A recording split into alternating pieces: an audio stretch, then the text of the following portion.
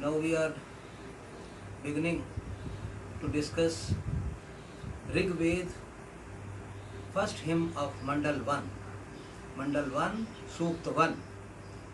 This Sukta has 9 verses. The first one is Om Agnimeele Purohitam Yajyasya Devam Ratvijam Hotaram Ratnadhatamam. Agni. Agni means Agrni, first to lead. Who is the first to lead? God is always there, first to lead everywhere in every particle. That is called God particle. God is found in each and every living being, non-living being, everything and everywhere. So the first meaning of Agni is God. Second meaning of Agni, scientific meaning of Agni is the fire. Fire denotes energy. Energy is also everywhere. It is within you, within me. Everywhere it is energy. So God in the form of energy is present within us, within every one of you. Agni Mile means I worship Agni, I worship God, I worship my energy. So before beginning any work, you must worship your Agni, you must energize yourself to start that work. That work will be beautifully yoga karam sukoshalam, that will be very excellent. So next is Purohitam. Purohitam means Pur is city, Hitam means welfare.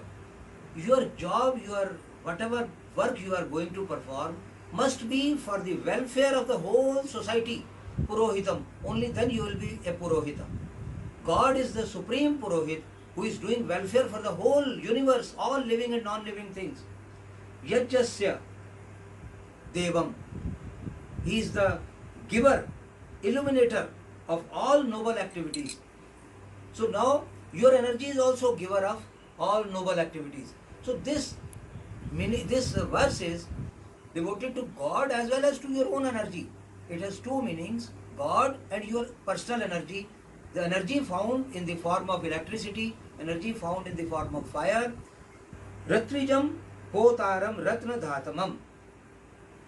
This energy is available everywhere, in all times and at all places.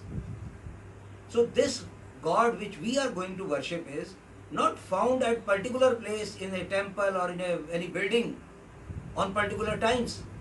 God has no timings. God is available every time and everywhere. Wherever, whenever you want to, you wish to meet God, you can just close your eyes and meet God. So this is first verse. Agni Mile Purohitam Yajyasya Devam Ratvijam Hotaram Ratnadhatamam. So this way, when you will energize yourself and you will work for the welfare of the society, you will get all treasuries of life. Everything, Ratna Dhatamam, every material thing, splendid wealth, whether it is physical or mental or spiritual, whatever you wish, you will get. पूर्वेभिः ऋषिभिः ईडयः नूतनः उत सदेवान् इह वक्ष्यति. Now here again, Agni, the same Supreme Lord as well as your internal energy.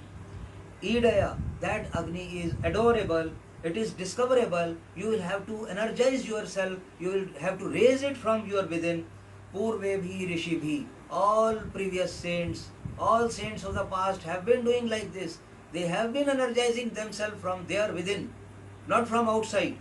Nutanaha Ut, and same must be followed, same process, same customs, same traditions must be followed by the new generations.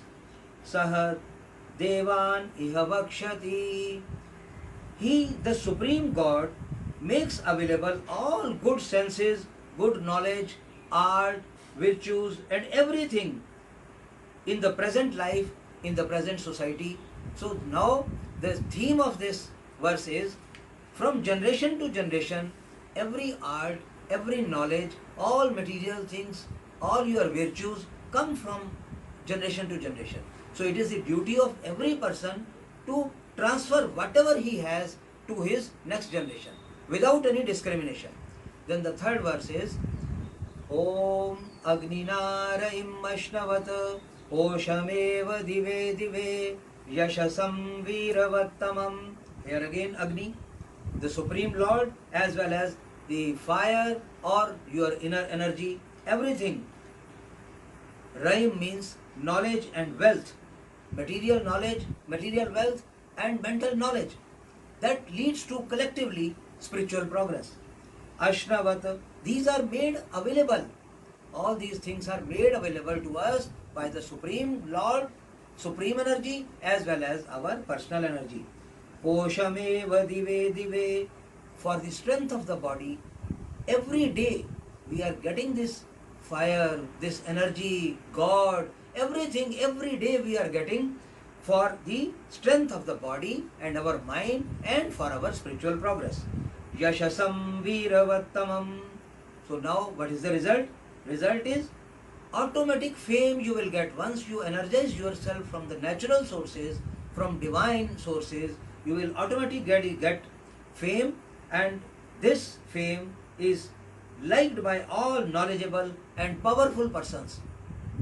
This is the uh, ornament of Veer Purushas, great people. And the next fourth one is Om Agneyam Yajjam Adhvaram Vishwata Paribhu Asi Sah It Deveshu Gacchati. Again Agni, all pervading energy, Supreme Lord, as well as your energy. Those welfare activities for all, which are beneficial for all, are non-violent, faultless, egoless, and disturbance-free. All those activities are surrounded by God, surrounded by your energy, surrounded by the Supreme Energy from all sides. They are protected from all sides. If it is for the welfare of the people, welfare of the whole society, welfare for the whole universe, they are paribhuvasi, they are surrounded. Sahita deveshu gacchati. Only that welfare act is liable to reach good, genuine, needy, and ultimately the divine power. So whatever you do must be for the welfare of the people that will reach God. So this is the fourth verse, and now we are on the fifth verse.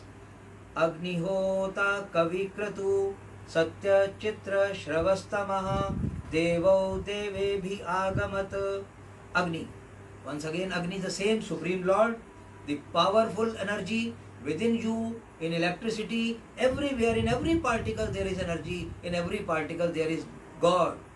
Kan kan mein Bhagwan. Agni hota, that Agni brings or gives help in performing all noble activities. Kavi Kratu means he is the omnipresent, like a Kavi, like a poet. He is the producer of all useful things in the universe. Satya Chitra Shravastamaha. He is the real, permanent, undying, imperishable power, having all in his very strange phenomena. This power is manifest in his acts and deed. If you are doing some good, it will reach automatically every person, everyone will realize it. God has done so many powerful things, so God has created the universe, it reaches everyone. Devo devebhi agamat. So how we can reach God? He is Devo, he is self-refulgent in himself. He is automatically reflected in your mind. Devebhi agamat. He can be known through the company of learned divine people. That is why the Guru Parampara came into being, because Gurus, the great realized souls, only that person can be a Guru who is himself a realized person, who is himself realizing God in every act, in every particle. Only he can introduce divine concepts to you. Now we are on sixth verse. The sixth verse says, Yam Yadangadashushe Tvam Agne Bhadram Karishyasi Tve Tat Satyam Angiraha. Yadang Dashushe. It is a divine rule that who gives everything of his possession for the welfare of others, Tvam agne bhadram karishyasi. You, God, you do welfare for him. If you are doing welfare for the others, God will do welfare for you. If you are serving all members of your family, God will serve you. Don't expect from your members. You are serving the society.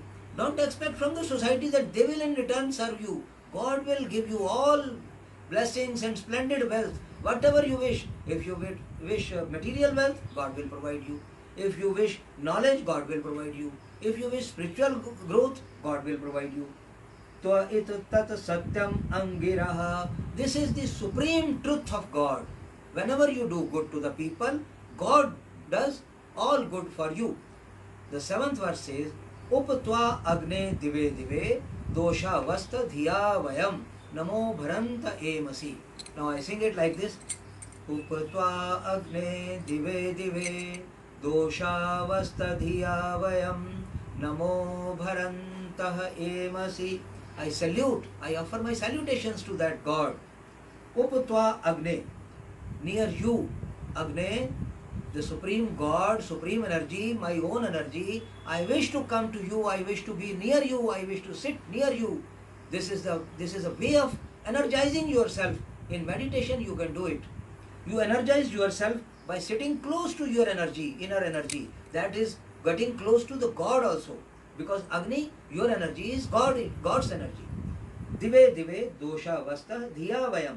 Every day, night and day, I want to sit near my energy, near God's energy, dhiya vayam, with our intellect and all our karmas. Thereafter, all our intellect and our karmas will also be devoted to that energy only. That energy will accomplish all those acts. They are dedicated to the God.